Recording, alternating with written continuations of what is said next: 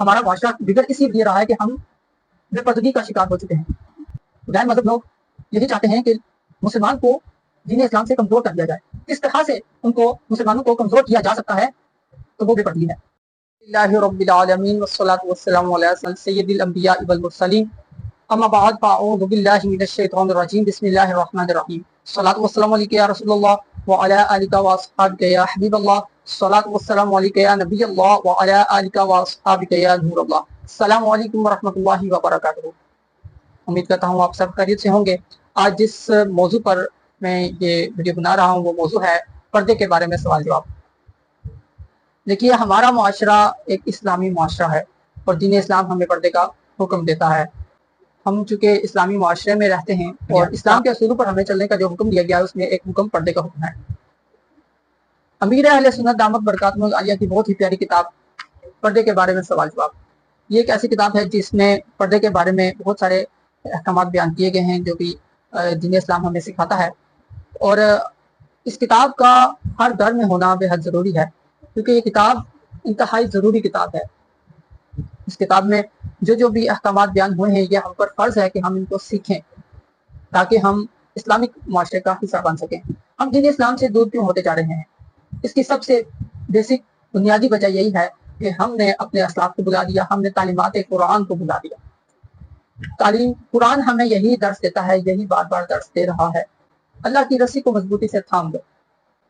اور ہمیں جو بھی احکامات بتائے گئے ہیں وہ یقیناً درست ہیں اور اس پر عمل کرنا ہم پر فرض ہے۔ دیکھیے، میں ایک مثال دیتا ہوں۔ ایک بچہ ہے، چھوٹا بچہ ہے، اسے شعور نہیں ہے کچھ بھی، اسے ایک بہت ہی پیاری سرخ سی کوئی چیز نظر آتی ہے اور وہ اسے موتی سمجھ کر اس کی طرف لپکتا ہے، اسے اٹھانے کی کوشش کرتا ہے، لیکن والدین اس کو روکتے ہیں، اس کا ہاتھ پکڑتے ہیں اور اس کی طرف بڑھنے نہیں دیتے۔ اب بچہ ہے، اسے تو شعور نہیں ہے لیکن اسے پسند آ رہی ہے وہ چیز، اور وہ اس کو حاصل کرنے کے لیے، اس کو پکڑنے کے لیے روکتا ہے، بلکتا ہے کہ مجھے وہ چیز چاہیے، لیکن والدین اسے روکتے ہیں کہ اس کی طرف نہ جاؤ۔ کیوں؟ کیونکہ وہ سرخ سی چیز کوئی موتی نہیں بلکہ کوئلہ ہے جس کو پکڑنے سے بچے کا ہاتھ جل سکتا ہے۔ وہ بچہ ہے، اسے نہیں سمجھ کہ یہ پابندیاں مجھ پہ کیوں لگائی جا رہی ہیں۔ اسی طرح ہمیں بھی یہ سمجھ نہیں ہے کہ اسلام نے جو بھی پابندیاں ہم پر لگائی ہیں ان کے پیچھے کیا حکمت ہے۔ یقیناً یہ حکمت تبھی سمجھ آئے گی جب ہم اس کو سیکھیں گے۔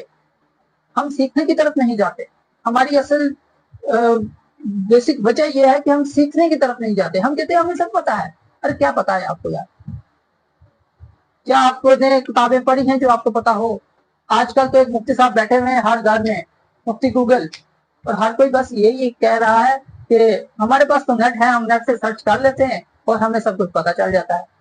ارے اگر مفتی گوگل سے ہی پوچھنا تھا تو یہ اسلاف نے، ہمارے جو بزرگان دین گزرے ہیں، ان سب نے یہ کتابیں کیوں لکھی ہیں؟ ہر بات گوگل سے پوچھی نہیں جاتی، کچھ چیزوں کے لیے استاد کا ہونا بے حد ضروری ہوتا ہے۔ شاید نادر کوئی ایسی چیز ہو جو آپ کو پتا نہ چل سکتی ہو تو آپ گوگل سے، جیسے کہ موسم کے حالات وغیرہ اور بیرون ملک میں، اپنے اندرون ملک میں، بیرون ملک میں کیا کیا ہو رہا ہے، اس حوالے سے۔ لیکن اگر علم کی بات آئے تو کبھی بھی آپ نے گوگل کی طرف رجوع نہیں کرنا۔ اس کی وجہ یہ کیونکہ نیٹ کا دور ہے، آج کل ہر کسی کے پاس سوشل میڈیا ہے، موبائل ہے، اور ہر کوئی نیٹ پہ اپنی ویڈیو ڈال رہا ہوتا ہے۔ اب آپ کسی ایسے کی ویڈیو دیکھ لیں جو بدمذہب ہو، جو بدعقیدہ ہو، جو ایسے الفاظ بولتا ہو کہ دائرہ اسلام سے خارج ہونے والے معاذ اللہ کفری الفاظ بولتا ہو، تو پھر آپ کیا کریں گے؟ آپ کو کیسے پتا چلے گا کہ یہ مسئلہ درست ہے کہ نہیں؟ اس مسئلے کے پیچھے کتنی گرفت ہوگی آپ کی؟ کیا آپ اس بات کا اندازہ لگا سکتے ہیں کہ اگر آپ نے کسی بدمذہب کو سن لیا تو آپ کے ساتھ کیا ہوگا؟ جی ہاں، آپ کا ایمان ضائع ہو سکتا ہے۔ اور یہ کوئی چھوٹی اور معمولی بات نہیں ہے۔ ایک مسلمان کی زندگی میں سب سے قیمتی چیز اس کا ایمان ہے۔ معاذ اللہ اگر کسی بدمذہب کو سن کر آپ اپنا ایمان گوا بیٹھے تو ہمیشہ کے لیے جہنم کے حقدار بنیں گے۔ اس لیے بہتر طریقہ یہ ہے کہ آپ دین اسلام پر چلنے کے لیے उलमाए हक का इंतखाब करें, उलमाए हक का इंतखाब करें। हमारा मुआशरा बिगड़ इसीलिए रहा है कि हम बेपर्दगी का शिकार हो चुके हैं। गैर मजहब लोग यही चाहते हैं कि मुसलमान को दीन इस्लाम से कमजोर कर दिया जाए। किस तरह से उनको मुसलमानों को कमजोर किया जा सकता है, तो वो बेपर्दगी है। उन्होंने फिर अपना मीडिया, अपनी बेहयाई और बेहुदगी मुसलमानों में फैला दी, मुसलमानों में फेंक दी, और मुसलमान उसको आंखें फाड़ फाड़ के देख रहा है। और जो जो हम दीन इस्लाम से दूर होते जाते हैं, हमारा ईमान कमजोर होता जाता है। जो जो हम बेपर्दगी का शिकार होते जाते हैं, हमारा ईमान कमजोर होता जाता है। और जब हमारा ईमान कमजोर हो जाए, हमारा ईमान कमजोर हो गया, और आजकल हमारा ईमान कितना मजबूत है? कमजोर है। आज गजा में क्या हो रहा है? आज बैतुल मुकद्दस क्यों काफिरों के कब्जे में है? क्यों यहूदी उस पर कब्जा किए हुए हैं? क्योंकि ईमान कमजोर हो गया है, मुसलमान कमजोर हो गया। बेसिक वजह यही कि हम अपने रब के अहकामात को बुलाए बैठे।